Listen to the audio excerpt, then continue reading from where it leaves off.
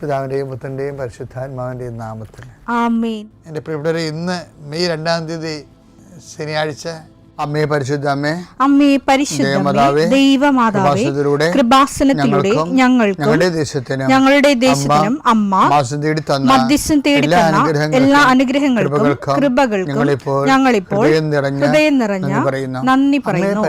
അമ്മേ പരിശുദ്ധമേ, ദൈവമാതാവേ, 2004 ഡിസംബർ 7 ഉച്ചകഴിഞ്ഞ് 2:30 കൃപാസനത്തിൽ സംഭവിച്ച അമ്മയുടെ പ്രത്യക്ഷപ്പെടലിനെ കുറിച്ച് തിരുസഭയ്ക്ക് സമർപ്പിച്ചിരിക്കുന്ന പഠനരേഖകളുടെ മേൽ സഭാത്മകമായ പഠനം ആരംഭിക്കുവാൻ ഞങ്ങൾ പ്രാർത്ഥിക്കുന്നു.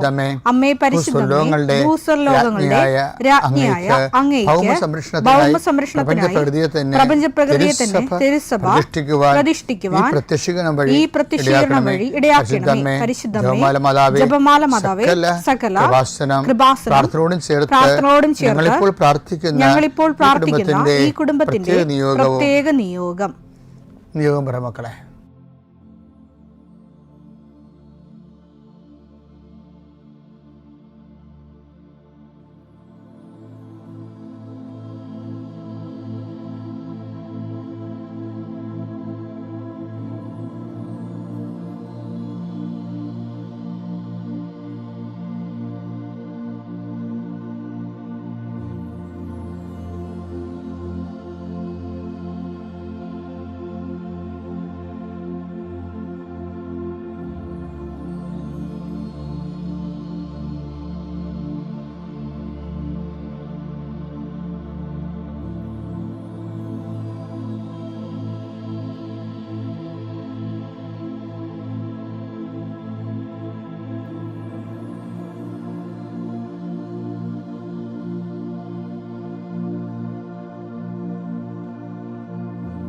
അമ്മയുടെ പ്രത്യക്ഷീകരണത്തിന്റെ ഈ അനുഗ്രഹവേളയിൽ ഞങ്ങൾക്ക് സാധിച്ചു തരുവാൻ കനിയണമേ. ആമേൻ. വിശ്വാസ പ്രമാണം. സർവശക്തനായ പിതാവും ആകാശത്തിന്റെയും ഭൂമിയുടെയും സൃഷ്ടാവുമായ ദൈവത്തിൽ ഞാൻ വിശ്വസിക്കുന്നു. അവിടുത്തെ ഏകപുത്രനും ഞങ്ങളുടെ കർത്താവുമായ ഈശോമിശിഹായിലും ഞാൻ വിശ്വസിക്കുന്നു. ഈ പുത്രൻ പരിശുദ്ധാത്മാവിനാൽ ഗർഭസ്ഥനായി കന്യകാമറിയത്തിൽ നിന്ന് പിറന്ന് പൊന്തിയോസ് പീലാത്തോസിന്റെ കാലത്ത് പീഡകൾ സഹിച്ച് കുരിശിൽ തറയ്ക്കപ്പെട്ട് മരിച്ച് അടക്കപ്പെട്ട് പാതാളങ്ങളിൽ ഇറങ്ങി മരിച്ചവരുടെ ഇടയിൽ നിന്ന് 3-ാം നാൾ ഉയർത്ത് സ്വർഗത്തിലേക്ക് എഴുന്നള്ളി സർവശക്തിയുള്ള പിതാവായ ദൈവത്തിന്റെ വലതുഭാഗത്തിരിക്കുന്നു. അവിടെ നിന്ന് ജീവിക്കുന്നവരെയും മരിച്ചവരെയും വിധിക്കുവാൻ വരുമെന്നും ഞാൻ വിശ്വസിക്കുന്നു. പരിശുദ്ധാത്മാവിലും ഞാൻ വിശ്വസിക്കുന്നു. വിശുദ്ധ കത്തോലിക്കാ സഭയിലും പുണ്യവാന്മാരുടെ ഐക്യത്തിലും പാപങ്ങളുടെ മോചനത്തിലും ശരീരത്തിന്റെ ഉയർപ്പിലും നിത്യമായ ജീവിതത്തിലും ഞാൻ വിശ്വസിക്കുന്നു. ആമേൻ. സുഖസ്ഥനായ ഞങ്ങളുടെ പിതാവേ, അങ്ങയുടെ നാമം പൂജിതമാകണമേ. അങ്ങയുടെ രാജ്യം വരണമേ. അങ്ങയുടെ തിരുമനസ് സ്വർഗത്തിലെ പോലെ ഭൂമിയിലും ആകണമേ. അന്നു വേണ്ടുന്ന ആഹാരം ഇന്ന് ഞങ്ങൾക്ക് തരണമേ. ഞങ്ങളോട് തെറ്റ് ചെയ്യുന്നവരോട് ഞങ്ങൾ ക്ഷമിക്കുന്നത് പോലെ ഞങ്ങളുടെ തെറ്റുകൾ ഞങ്ങളോടും ക്ഷമിക്കണമേ. ഞങ്ങളെ പ്രലോഭനത്തിൽ ഉൾപ്പെടുത്തരുതേ, തിന്മയിൽ ഞങ്ങൾ രക്ഷിക്കണമേ. ആമേൻ. നന്മ നിറഞ്ഞ മറിയമേ, സ്വസ്തി. കർത്താവ് അങ്ങയുടെ കൂടെ സ്ത്രീകളിൽ അങ്ങ് അനുഗ്രഹിക്കപ്പെട്ടവളാകുന്നു. അങ്ങയുടെ ഉദരത്തിൻ ഫലമായി ഈശോ അനുഗ്രഹിക്കപ്പെട്ടവനാകുന്നു. പരിശുദ്ധ മറിയമേ, തമ്പുരാന്റെ അമ്മേ, പാപികളായ ഞങ്ങൾക്ക് വേണ്ടി ഇപ്പോഴും ഞങ്ങളുടെ മരണസമയത്തും തമ്പുരാനോട് അപേക്ഷിക്കണമേ. ആമേൻ. കർത്താവേ, നിന്റെ ഉന്നതമായ നാമത്തിന് സ്തോത്രം ചെയ്യുന്നു. കർത്താവേ, നിന്റെ വിശുദ്ധ പൗരോഹിത്യത്തെ മഹത്വപ്പെടുത്തണമേ. കർത്താവേ, സഭയിലുള്ള സാന്നിധ്യം പ്രകടമാക്കണമേ. 40 വർഷം ഞാൻ അർപ്പിച്ച കുർബാനയുടെ യോഗ്യതയാണ്. കൃപാസ്ഥാനത്താറെ ജീവനോടെ പ്രത്യക്ഷപ്പെട്ട പരിശുദ്ധമ്മയുടെ പ്രത്യക്ഷീകരണത്തിന് സ്ഥിരീകരണത്തിനായി അങ്ങയുടെ മക്കൾ ഇന്ന് അഭിമുഖിക്കുന്ന എല്ലാ വിഷയത്തിൻ്റെ മേലും സഞ്ചാരി മാതാവി സമയത്തിൻ്റെ അധികാരി അമ്മയുടെ പ്രത്യേകമായ സാന്നിധ്യം ഉണ്ടായിക്കൊണ്ട് കർത്താവേ, ഞങ്ങളുടെ കഴിവ് കൊണ്ടല്ല, അങ്ങയുടെ കൃപ കൊണ്ടാണ് അങ്ങയുടെ മക്കൾ എവിടെയെല്ലാം യാത്ര ചെല്ലുന്നുവോ, ഏതെല്ലാം പരീക്ഷ എഴുതുന്നുവോ, ഏതെല്ലാം പക്ഷേ റിസൾട്ട് കാത്തിരിക്കുന്നുവോ, ഓരോ വിഷയത്തിനും മനസ്സ് ബന്ധു നേറിക്കൊണ്ട് കാത്തിരിക്കുന്ന സഹായം പ്രതീക്ഷിക്കുന്ന ഓരോ സ്ഥലങ്ങളെയും കർത്താവേ, അത് നഷ്ടപ്പെട്ടു പോകാതെ അവർക്ക് കിട്ടാനും അവർക്ക് അനുഭവവേദ്യമാക്കാനും കർത്താവെ സഹായിക്കണമേ എന്ന് പ്രാർത്ഥിക്കുന്നു. നഷ്ടപ്പെട്ടു പോകുന്ന സ്ഥലങ്ങൾ നഷ്ടപ്പെട്ടു പോകുന്ന ബന്ധങ്ങൾ, നഷ്ടപ്പെട്ടു പോകുന്ന കരാറുകൾ, ഇങ്ങനെ നഷ്ടപ്പെട്ടു പോകാൻ സാധ്യതകളെല്ലാം കർത്താവിൻ്റെ നാമത്തിൽ ബന്ധിക്കുന്നു.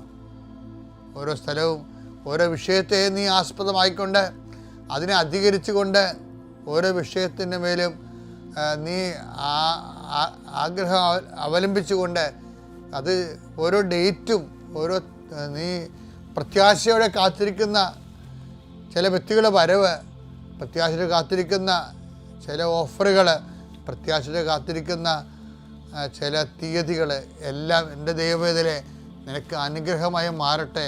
അതിനെതിരെ വരുന്ന എല്ലാ തിന്മയുടെ ശക്തികളെയും ഈശോയുടെ നാമത്തിൽ ഞാൻ ബന്ധിച്ചു കർത്താവിന് കാൽക്കീഴിലാക്കുന്നു.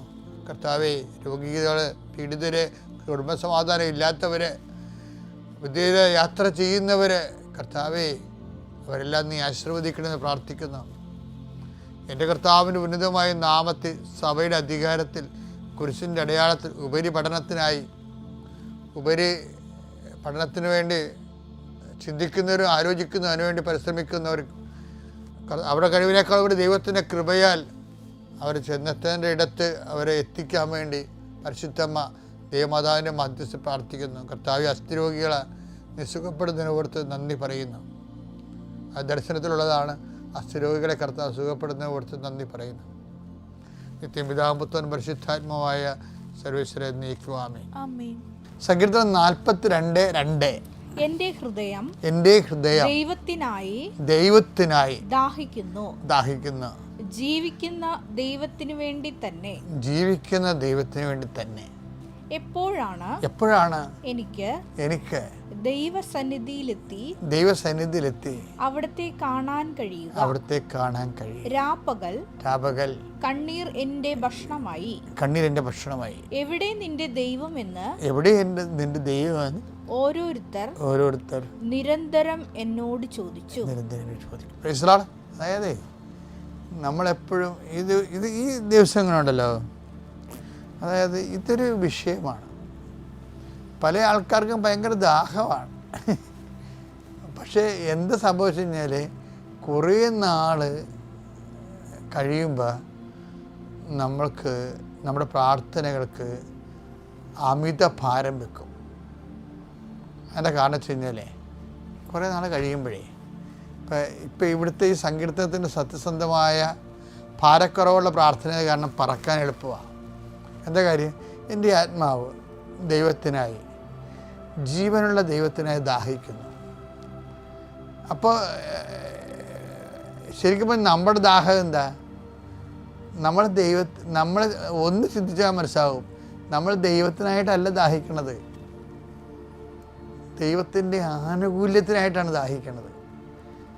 എൻ്റെ ആത്മാവ് ദൈവത്തിനായി എന്നല്ല, ദൈവത്തിൻ്റെ അനുഗ്രഹത്തിനായി ദാഹിക്കുന്നു. അങ്ങനെ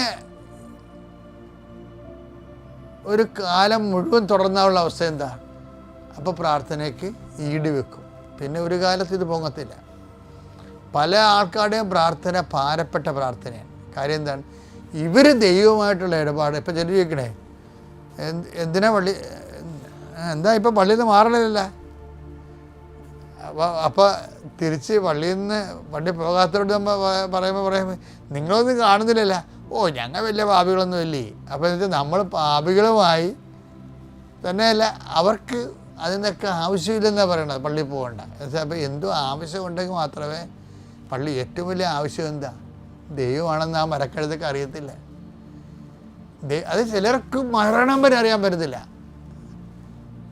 പിശാച് വന്ന ആ ജ്ഞാനം അവരിൽ നിന്ന് തട്ടി മാറ്റിക്കളയും മിക്കവാറും. കാര്യം ഏറ്റവും വലിയ ആവശ്യമെന്ന് പറഞ്ഞാൽ എന്താ? ഭൗതിക ജഡിക സമ്മർദ്ദങ്ങളെക്കാളല്ല, ദൈവമാണ് ഏറ്റവും വലിയ ആഗ്രഹം.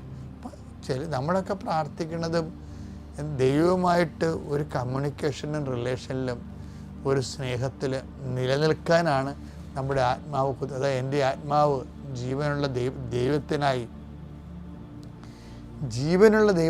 ദാഹിക്കുന്നുവെന്നാണ്. ഇസ്രായേൽ എപ്പോഴും അങ്ങനെ പറയത്തുള്ളൂ.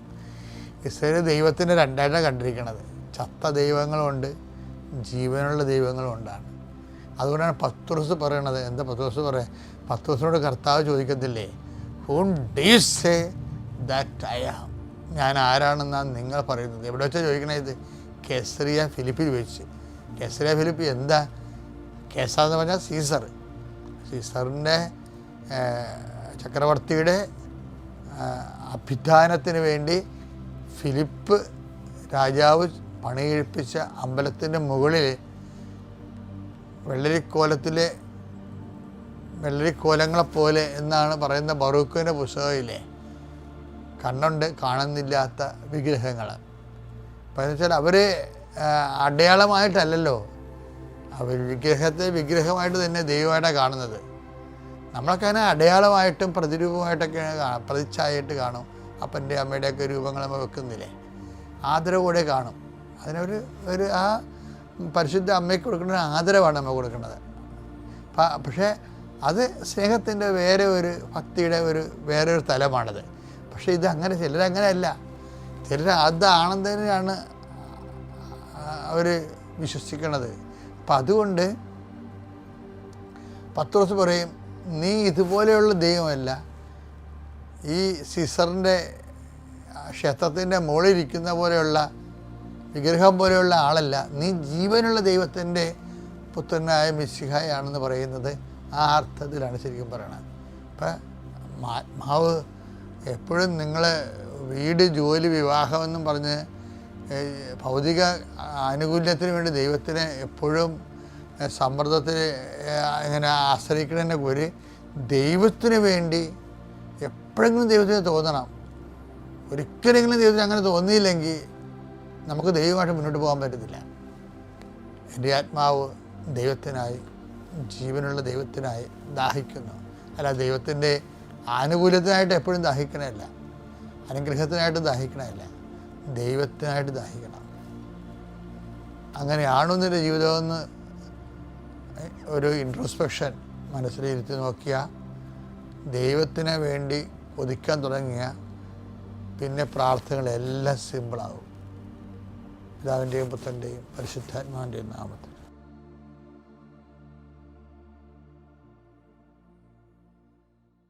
അത്യപൂർവ ദൈവാനുഭവങ്ങൾ ഇനി നിങ്ങൾക്കും സ്വന്തം. ഈ യൂട്യൂബ് ചാനൽ ഇതുവരെ സബ്സ്ക്രൈബ് ചെയ്തിട്ടില്ലെങ്കിൽ ഇപ്പോൾ തന്നെ സബ്സ്ക്രൈബ് ചെയ്യുക. ഈ വീഡിയോ ഇപ്പോൾ തന്നെ നിങ്ങളുടെ സുഹൃത്തുക്കൾക്ക് ഷെയർ ചെയ്തുകൊണ്ട് കർത്താവിൻ്റെ പ്രേക്ഷിതരാകുക.